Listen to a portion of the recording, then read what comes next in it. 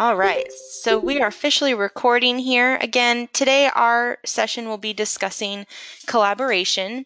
Now, how many of you feel like when I use the term collaboration, you have some sort of idea of what that means to you? And if you do, kind of just type in the chat box, what comes to mind when you hear the word collaboration? Okay, William said teamwork. Tiffany says collaboration with music, working with others for one goal. Scott said working together. Elizabeth, William used the word synergy. I love that word. Absolutely. Okay, good. Samira said music. Absolutely. Awesome. So just remember that we do have some objectives that we are going to be aiming to discuss, and discussing collaboration as a whole in reference to what it means to be a team, how we work in teams, and how we can potentially manage conflict and use it towards our success as opposed to hindrance are some of the things that we're going to be talking through today. Hopefully we'll get through every piece of information, but I might not cover all of the information from the chapter. So please make sure that in your readings, in those different pieces, you are reviewing that information and reaching out to us if you have any additional questions. All right. So far, so good. If so, give me a yes in your chat box. Awesome. I love it. You guys are alert and alive today. All right.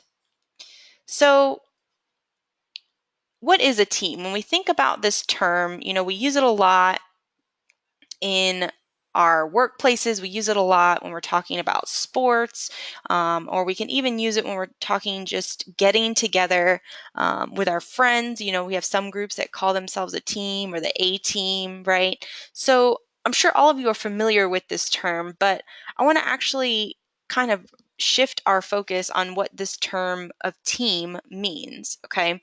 A team, by definition, is a set of interpersonal interactions structured to achieve established goals. So when we're talking about those established goals, again, remember that those are goals that we want to achieve as a unit, not necessarily individual goals, okay? A team must be made up of two or more people who are dependent upon each other and also interact with one another. So if you are part of a team, that means that you're not just focused on yourself, right? You're dependent on other people. You're focused on the good of the team and the goals and the tasks set forward for and by that team. The second important part of a team is for the team members to reach the goals of the team in some sort of unity, right? Meaning we don't have to necessarily all agree on what those goals are at the very beginning, but at some point, once we officially define what those goals are for the team, we have come together, we agree on them, and we're moving in the same direction. What this means is that in order for us to be a team and working together as a team, you must have set these goals and be working towards these goals with everybody utilizing their strengths, right? So we're not going to all be good at the same things. We also may not all have the same challenges. So that might be something that we want to keep in mind as we form our teams or we start to work more in teams. So just some things to consider as we continue going through our content for today. So what we really want to know, and the question we really are going to focus on answering today is, why is teamwork important? It's a term that we've heard a lot. You guys are very familiar with it. And just the few examples you've given me so far in our go-to training session have proven that. But teamwork is important because first and foremost, it has been found to lead to increased productivity, the greater creativity and innovation because there's more ideas being generated by everybody in the group, the different thought processes that are coming together, people from different backgrounds with different mindsets or different perspectives, right? So it can also have increased financial gains for companies that use team dynamics for their productivity or for completion of certain tasks or ideas. Teamwork can also lead to reduced turnover rates and absenteeism and improved worker morale. Now, why do you guys think that this might be the case? Why would teamwork lead to a reduce in turnover rates and improved worker morale. What are your thoughts?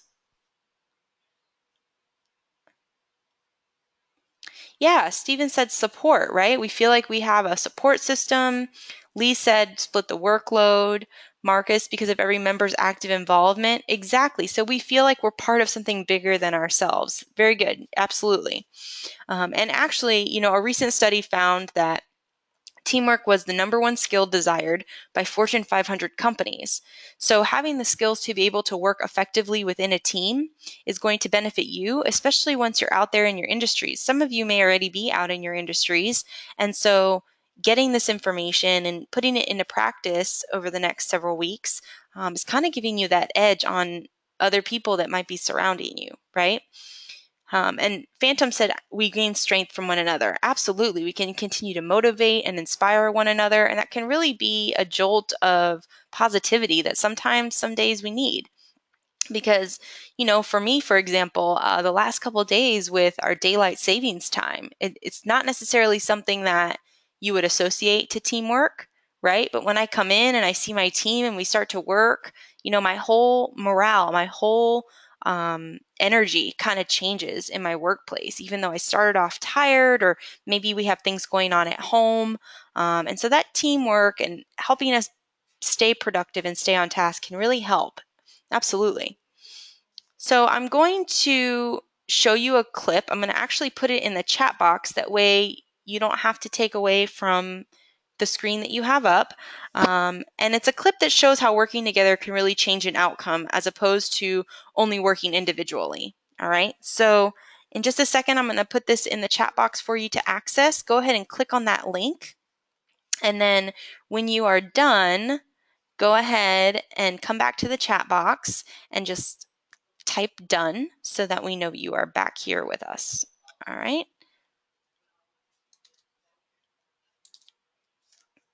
There you go. I just pasted it in the chat box for you, and I'll see you guys back here in just a few minutes.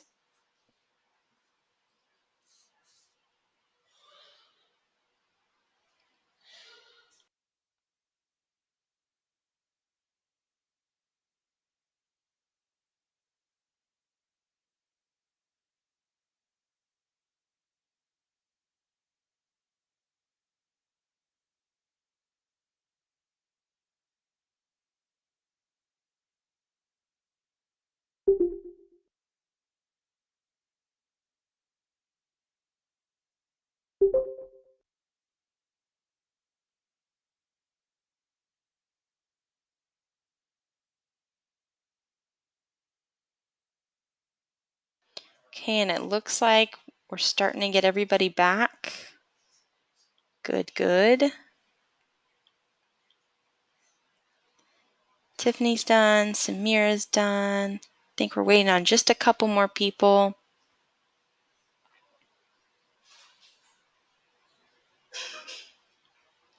All right, looks like we have everybody. So what I would love is if for a couple of you to kind of tell me, now that we've talked about it, we shared our ideas, we watched that clip, go ahead and raise your hand. I'd love to hear from you and tell me what's something that you might think is additional in teamwork that maybe we haven't listed, or kind of what you thought about the video in regards to that.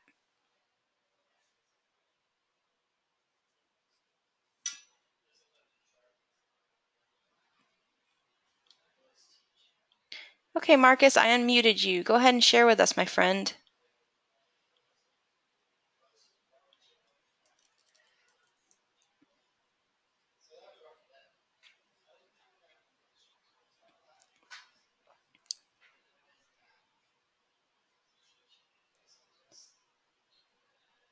Marcus, I think, is having some mic problems. Go ahead and just type it in then, Marcus. I'll share with everybody out loud.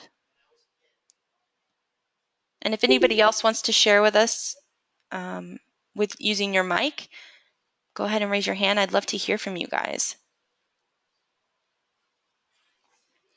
William said something that really stood out to me. If teamwork is successful, it becomes more than work, but social and play. That's exactly right, William. We almost can find a balance, right? with what we're doing and what we're working to achieve, almost like we start to see those qualities and characteristics of play really shine. And Aaron said motivators for discouraged players. Absolutely. Absolutely.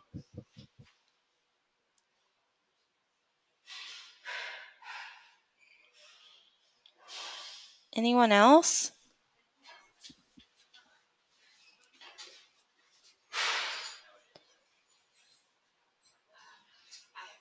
Sure. A leader, a goal, a direction equals an outcome. Most definitely.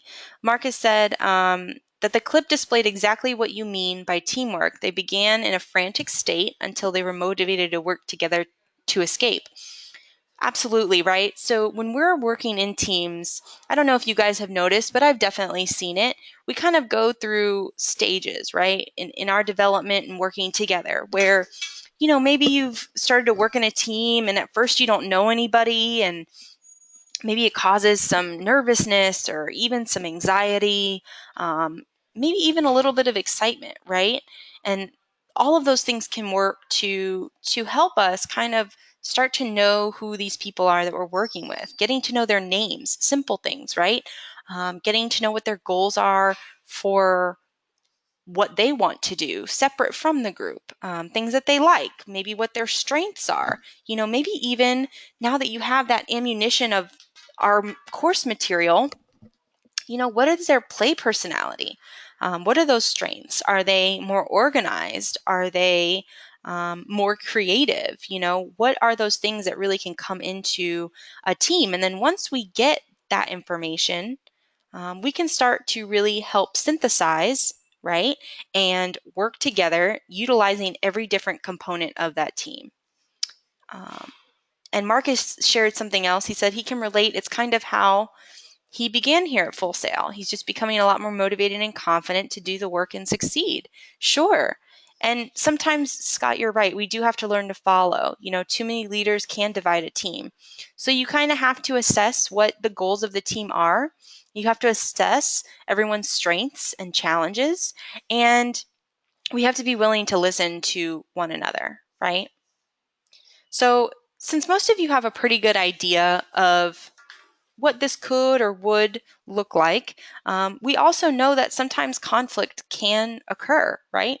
Many times, more than not, conflict does occur, even if it's not extreme or damaging, right? We can have disagreements or we can see things in a different way, right? So most of you, once you leave Full Sail or even during your time here at Full Sail, will have to work within team settings. And it's important to understand how to manage that team conflict when it arises.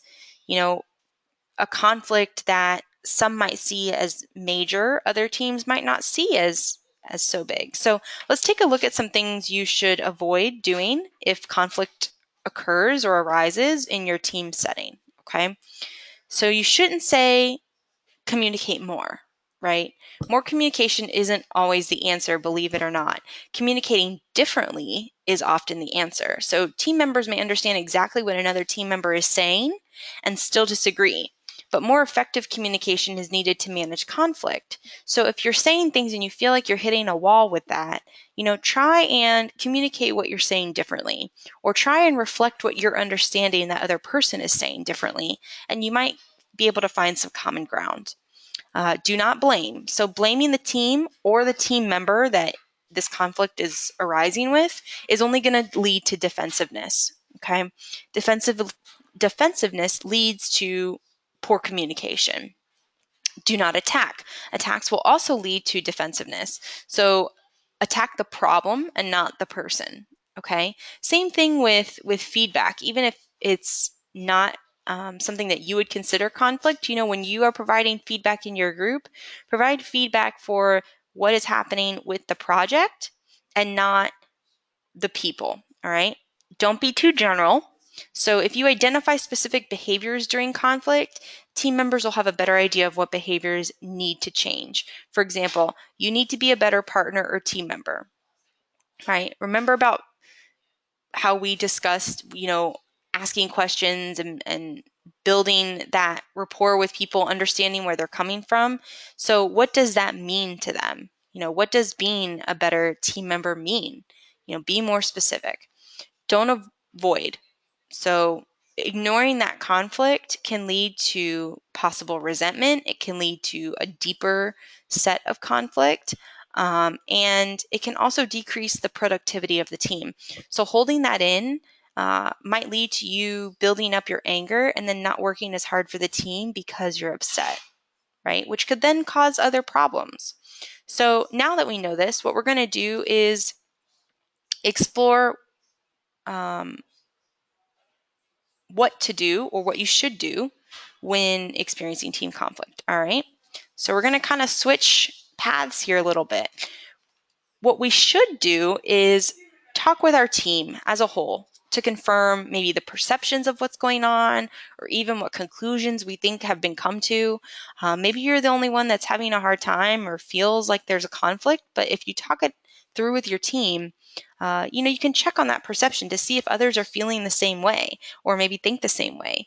When you go in to have this talk or communicate this, your goal is not to convince them to agree with you or feel what you're feeling, but rather to go uh, with the goal in to see if what everyone else is feeling is what you're feeling. And if it's not, to discover why, what's behind those feelings, what's going on that makes you feel that way.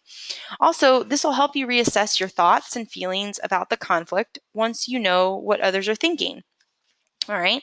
So list specific behaviors, make a list of specific disruptive behaviors observed, right? So if there's a specific team member that is causing conflict, they're more likely to understand your point of view if you're able to provide specific examples. All right. So again, back to don't just say to them, you're being a bad team member, right? That's not helpful. But saying, for example, it was unproductive for us as a team when you did not show up to our last week's meeting, right? Defining why you're saying what you're saying. Suggest new behaviors. So don't just complain about negative behaviors or things that you don't like, but change is more likely to occur when suggestions for new behaviors are made, right? So you don't want to just list all these things about how they're being a bad team member, but come up with suggestions. So if you said, it was unproductive for us as a team when you did not show up to our last week's meeting, now you could say, hey, maybe this week, let's try this, or maybe we could do that, and offer those suggestions in addition to being specific about what you have a issue or concern with. If you confront a team member, be willing to listen to their point of view, right? It doesn't mean you have to agree with them, but be willing to listen to it. If the team member feels that they're heard, whether or not you agree with it, they're more likely to agree to change and work on their behavior because they may not feel like you are attacking them or that, you're coming at them with just negativity. No one understands me. No one listens to what I have to say, right? So help this conversation in listening to what they have to say as well and reflecting that back so that they know that you hear them and that it's a actual conversation and it's reflective communication. And then also be supportive, right? You can be supportive of a team member while confronting their negative behavior. So again, if maybe it becomes a conversation that leads to something deeper, like no one understands me, how can you further that conversation and get to a resolution to have a understanding between the two of you that although you disagree, there's something there that exactly, and you can utilize empathy as opposed to hostility or just sympathy. All right. So we have an activity today that I'm going to share with you guys. And what this is going to do is show ways a person usually responds to conflict. All right. There is an animal associated with each style. So what we're going to do is walk through how you can identify what your style is for conflict management and what animal you are in relation to that style. So what I need for you guys to do is grab a piece of paper and something to write with. All right. And then when you have that piece of paper and a pen or a pencil, go ahead and come back and say ready in the chat box.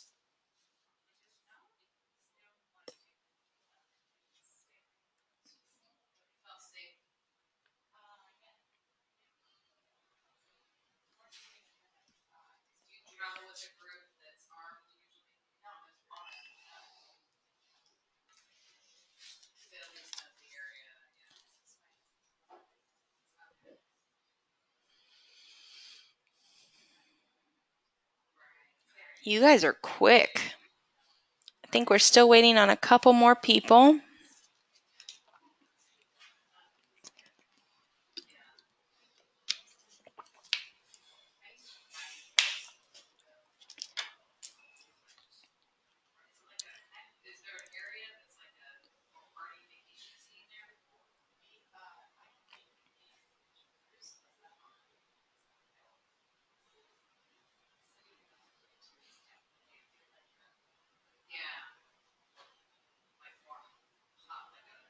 Still waiting on 2 more. Give you just another minute.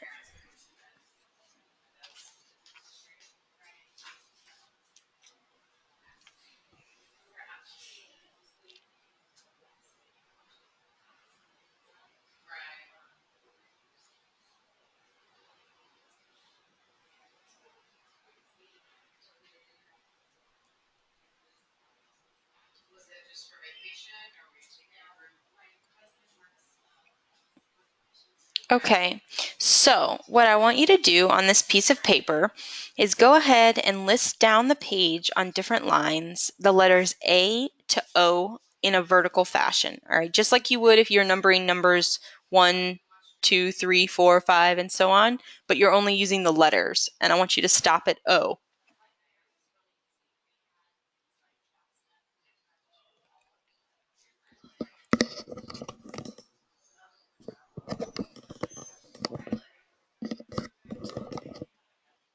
Okay, so what I'm going to do is read several statements to you, and I'm going to read each twice just in case. And what I want you to do with those statements next to the letter is write the value that matches how you feel. Okay, so I'll keep this slide up so you can refer back to the values of 1 through 5 that we have here. But basically, you're going to put a 1 if you feel like that statement is always, a 2 if it's very often, a 3 if it's sometimes, a 4 if it's not very often, and a 5 is rarely, if ever at all. Okay, so are we ready?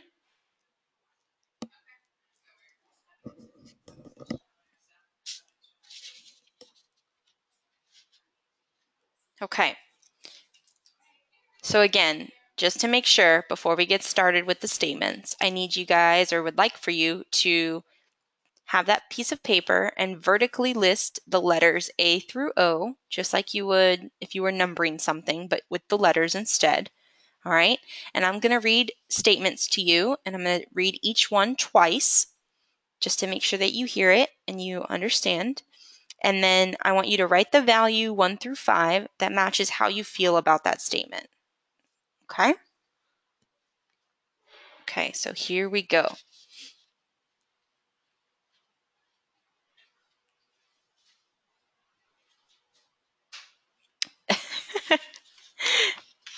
Phantom wants to know what comes after the letter D.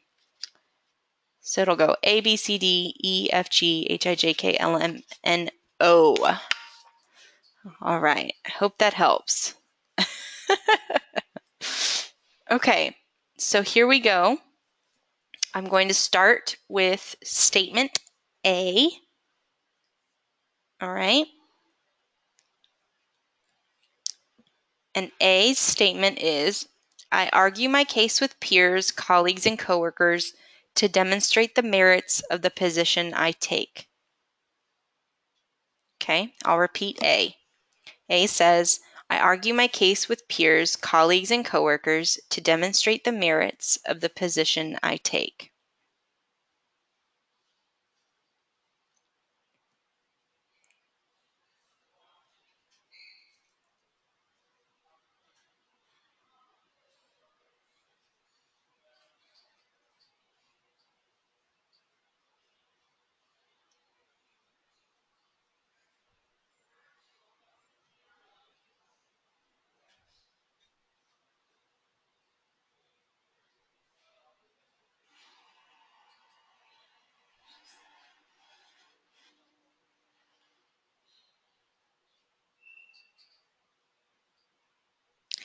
And don't tell us yet exactly what you are scoring. Just put it on your paper first, and then we're going to have a reveal afterwards. All right.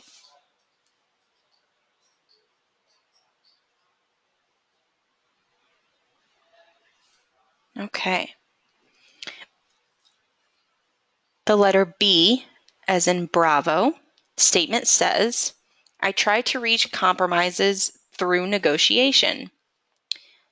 B says, I try to reach compromises through negotiation.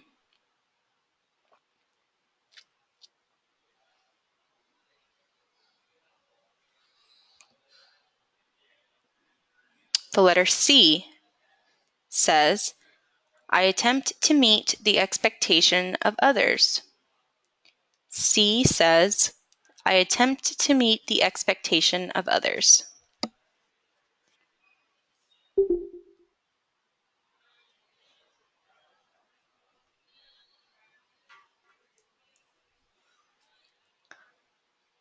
Okay, on to the letter D, as in Delta. I seek to investigate issues with others in order to find solutions that are mutually acceptable.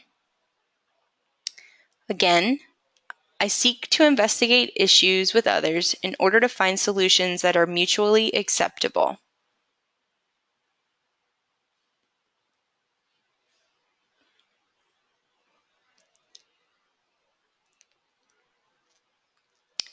The letter E, I am firm in resolve when it comes to defending my side of the issue. The letter E says, I am firm in resolve when it comes to defending my side of the issue.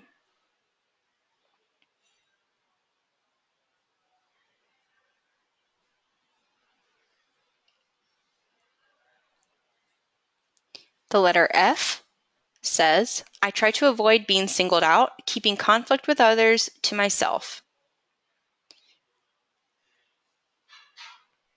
Again, I try to avoid being singled out, keeping conflict with others to myself.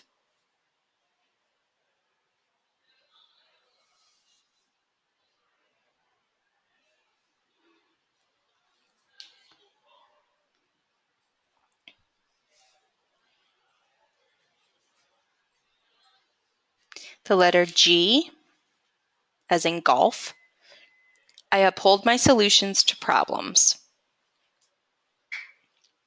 Again, G says, I uphold my solutions to problems.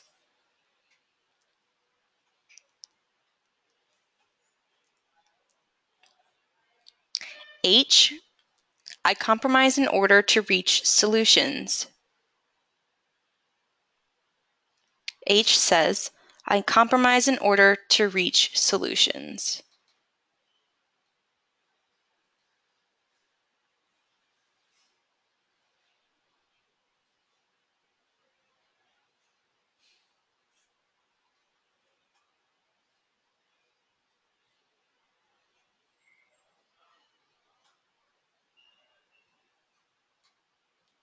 The letter I trade important information with others so problems can be solved together. I trade important information with others so problems can be solved together.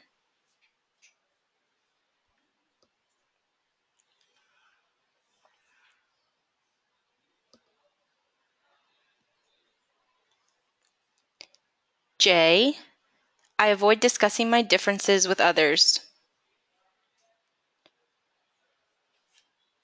J says, I avoid discussing my differences with others.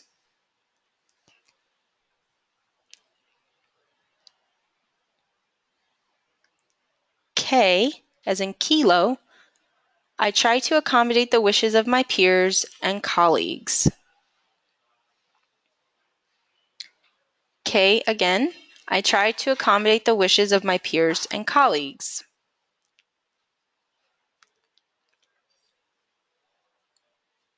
L, I seek to bring everyone's concerns out into the open in order to resolve disputes in the best way possible.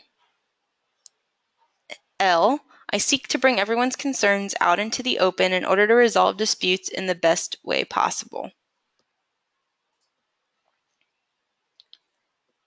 M is, I put forward Middle's positions in efforts to break deadlocks. M says, I put forward middle positions in order to break deadlocks.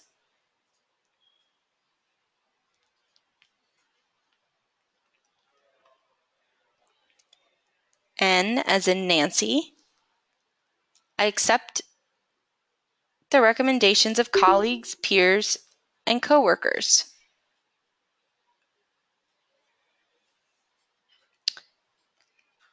So I'm just going to go back to M very quickly because we had a question. M would be as if you are bringing up a solution that's in between two different suggestions or conflicts that are going on in order to break that conflict and find a middle ground. All right, so I put middle positions in efforts to break deadlocks, which is M. That's what that means.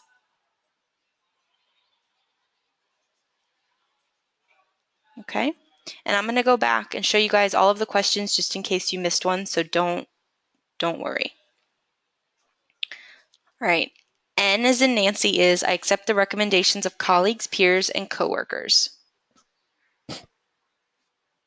All right, and our last one, O, is I avoid hard feelings by keeping my disagreements with others to myself. I avoid hard feelings by keeping disagreements with others to myself.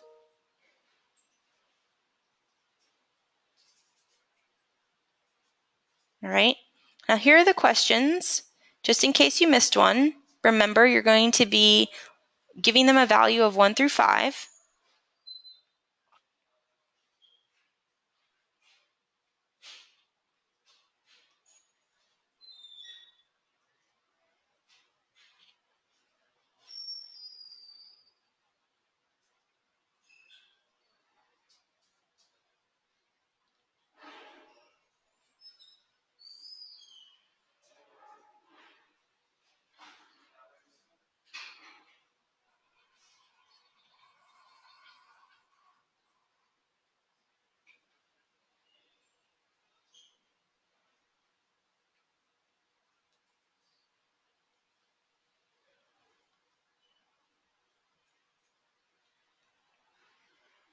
All right, so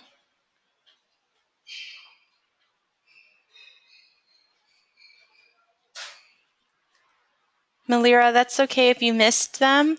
I know that some of you are at work or doing some other things, so if you want to go back to our archived video later after it's posted, you can do it when you're in the space of your own home and have the time to do that. We'll still go through the information of it. That way, once you are able to take it, you'll know what the results mean. Okay, so everybody should have them all down now. So now what I want you to do is draw a table somewhere below the answers, making sure that you have 5 rows and 5 columns. All right, so it should look something like what you see on the screen. You don't have to write the entire names that you see on our screen here. For example, you don't have to say competing shark, but just simply write shark. That way you know what that row belongs to. So the first column should have the animals each going down. So shark, owl, turtle, teddy bear, fox. And then the second, third, and fourth columns, you want to write the letters that you see on this slide in the corresponding rows. Okay, so it should look very, very similar to what you're seeing here. And then in the last column, the fifth column, you're going to have your totals for each. So for right now, just leave them blank, but just set up the table. All right. And then when you have that done, go ahead in the chat box and just give me a message that says table set.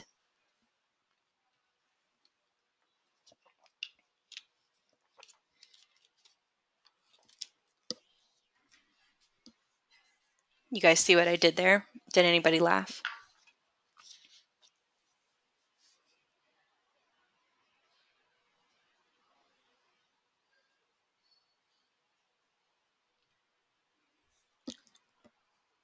Right, looks like Scott's table is set. Awesome. We'll wait for everybody to finish up theirs.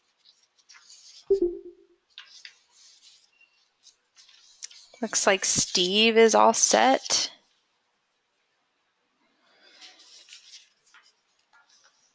Tiffany's set, Derwin's set, Diego's set. Marcus, Malira's set. Awesome.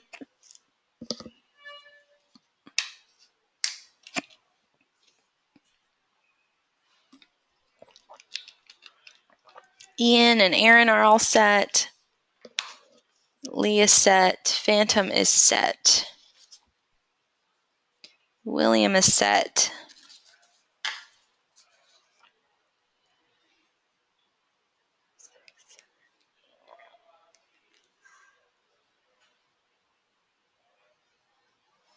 Samira set. Waiting on 2 more.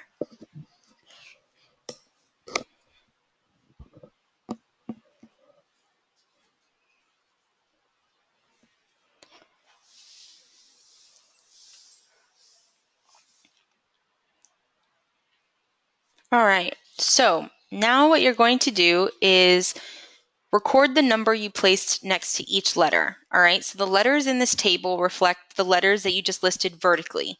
So whatever number 1 through 5 that you gave each letter, all right, you're going to put next to the letter in the table. For example, the first letter is A. So find the A up above where you put your answers and write the number you put down next to the letter A, and then do this for all the letters involved. All right, so whatever you put for E above, go ahead and come back to the table and put it next to that number, or excuse me, that letter.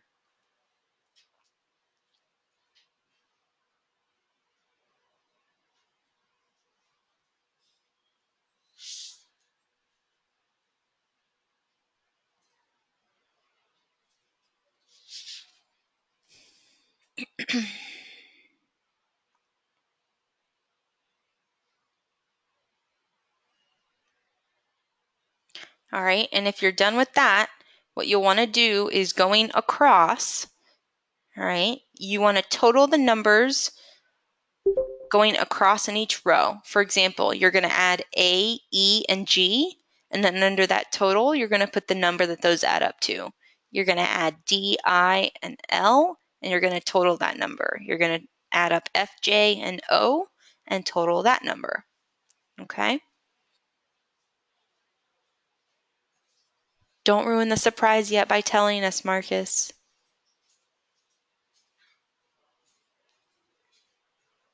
It may not be what you think. So don't come to any conclusions just yet. Just make those totals and let me know when you got that all set.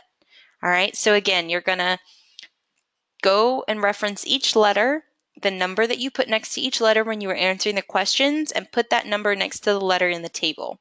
You're then going to add all 3 across in the total. So A, E, G, and you're going to put the total of what those add up to be.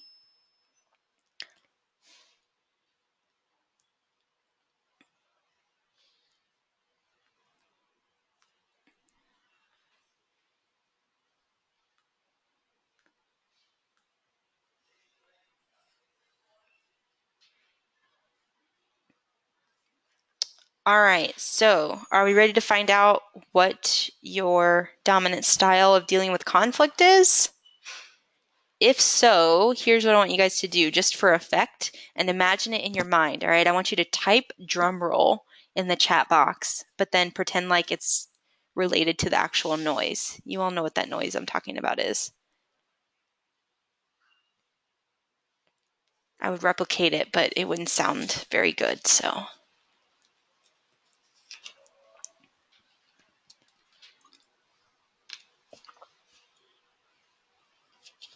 I don't know if you'll be able to hear it, Lee, but can everybody hear this? That's your drum roll. All right, so here we go.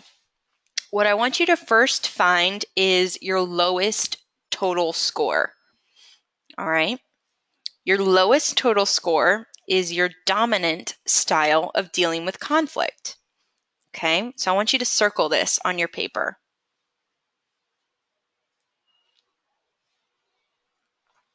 If you have one that is tied, Like if two totals are the same, then circle both. The second lowest total score is your backup style. All right, so it's your second dominant, essentially.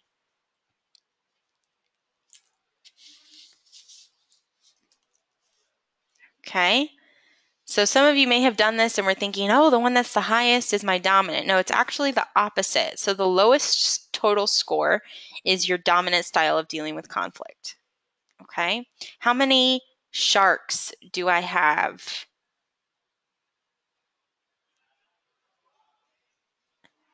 Scott and Tiffany and Diego. Awesome. Okay. Marcus as well. Ann Lee. Wow. It's a lot of you. Okay. How many owls do I have? Where are my owls at? William's an owl. Steven, excuse me, sorry. Phantom is an owl. Aaron, wait, Aaron, we're not to fox yet, but I'll note it. Aaron's a fox. All right. Who's a turtle? Who has a dominant style as a turtle?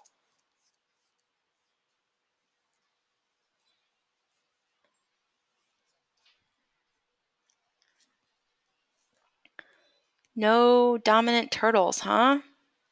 Okay, what about teddy bear? Ian says, go teddy bears. Oh, I think Phantom was the turtle. So Ian's our only teddy bear, right? Okay. And it's William's backup. Very good. And what about foxes? Now I know Aaron's a fox because he already said that that's his dominant style a minute ago. Any other ones? Phantom as well. And Samira. And it's Tiffany's backup. Very cool.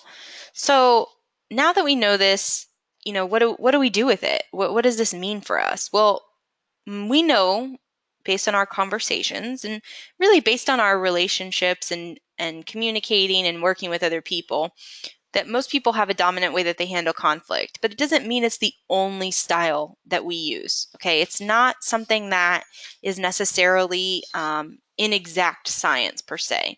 All right, it's something that we want to keep in mind. Depending on the conflict, depending on the context, you may utilize a different style depending on all of those factors. In fact, we probably have all engaged in all of the styles at some point in time, depending on what that looks like. Okay, so what we're going to do now is kind of talk through what each one of these, I call them animal spirits. Okay, our animal spirit of dealing with conflict, our styles are. All right, sharks are those of us that have a very competitive nature. They don't hesitate to use aggressive behavior or possibly even language. The relationships are not necessarily a priority, and they really do have that need to win within them, and they're very goal oriented. Okay, so the pros of being a shark are decisions can be made without compromise, right? The cons, though, is that sometimes it can breed resentment from others. So if the relationship is the priority, then being a shark might be something that you might want to kind of lay off of just a little bit, because sometimes that can cause negative effects. Okay. The turtle have an avoiding nature when it comes to conflict. Very passive. They have a withdrawing type of style, which means that they'd rather hide and avoid that conflict because they don't like it. Okay, they dislike conflict very much. The pro of the turtle is that they help maintain relationships very well. But the con is that because turtles hate conflict, they often tend to get walked all over since they avoid letting anyone know that there's a problem in the first place. People are often not even aware of the conflict, so it can be hard to resolve conflicts with a turtle. So, we really want to, again, try to make these relationships and communicate as a team so that maybe people don't have this information like we have. They don't know that these animal styles exist, but maybe you're able to recognize that in somebody else and you're able to converse with them and figure out what's bothering them so that it doesn't go by the wayside and it doesn't lead to something bigger. And an interesting fact is that a majority of Americans actually use the avoidance style. So a lot of them use the turtle style when it comes to conflict. And you're right, Lee. I would venture to guess that the majority of people do use this style, but we pulled it from a study that just studied within the United States. So I don't want to misdirect you guys with information that we got. All right, the teddy bear have an accommodating nature, so they're unassertive, but they're very cooperative. They place a very large emphasis on relationships and finding that harmony within those connections. So a pro is that rapport is maintained, all right? But the con is that teddy bears could ignore their own goals and often get taken for granted because of it. Okay, the fox have a compromising nature. They're both assertive and cooperative. So with a fox, what you're going to see is that they'll sacrifice personal goals, but they'll also do this while convincing others to do the same. Okay, so it's a very 50-50 split with a fox. Relationships are a concern for the fox, but they also value their own goals. So it's all about finding the win-win in this scenario. The pros of being a fox are that conflicts are removed and relationships typically remain very stable. But the con is that foxes compromise for the good of the goals, but often a little less, okay? So less than what maybe the ideal outcome would be for both people involved. Now, the owl collaborates and confronts problems as relationships and goals that they see as equals. Okay, so trying to really merge what's going on, right? Because to them, they see all parties as equal, no one better or more important than the other. The pros of an owl is that it's potential for both parties to be happy here. So it's really the only true win-win out of the styles that we see. But the con for an owl is that it requires the most time, right? Because it takes a lot of work to find that win-win and to equal all parties. So I want you to kind of see this graph or revised graph that we have here. This is what it looks like for those of you that are a little more visually, that learn better, more visual. So what you're looking at are highs to lows in ways that you're motivated to meet your own needs and ways that you're motivated to meet the needs of other people. All right, so I just want you to kind of take a look at this as we continue on with our conversation. The goal of our exercise just now was for you to kind of realize and understand your go-to conflict management style a little better, but it was also to help you realize that there's all these other styles that you might not typically choose, but they're available to you. You'll have an advantage in life if you're able to manage conflict effectively in any situation, and so having the flexibility to change those styles depending on what's most appropriate may help you to try something new and help you to get that win-win for everybody involved. So no matter what your habitual conflict style is right now, you can always take smaller steps to change and experiment with trying something new along the way, depending on the situation or the circumstance, or maybe even what the conflict is. Okay.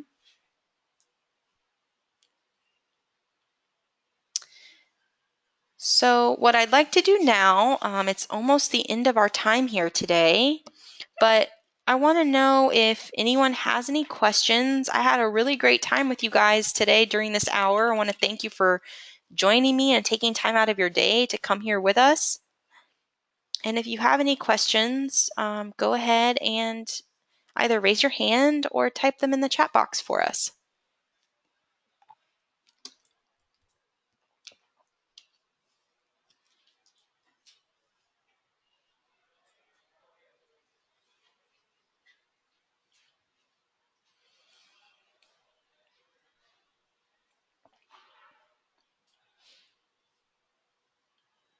getting a lot of no's or I'm good. Does this make sense to everybody? Awesome. All right, well, if you don't have any other questions, then we are going to be done for the day. If you have any questions or any concerns about any of your activities, feel free to stay back for just a few minutes, or email your individual instructors and let them know that there's something you're curious about. All right, I'm going to stay, but what I'm going to do first is end our archive for the afternoon. And for those of you that don't have questions, please feel free to leave, and I hope you have a great rest of your week. Thank you all so much. I'll be right back. Have a good day.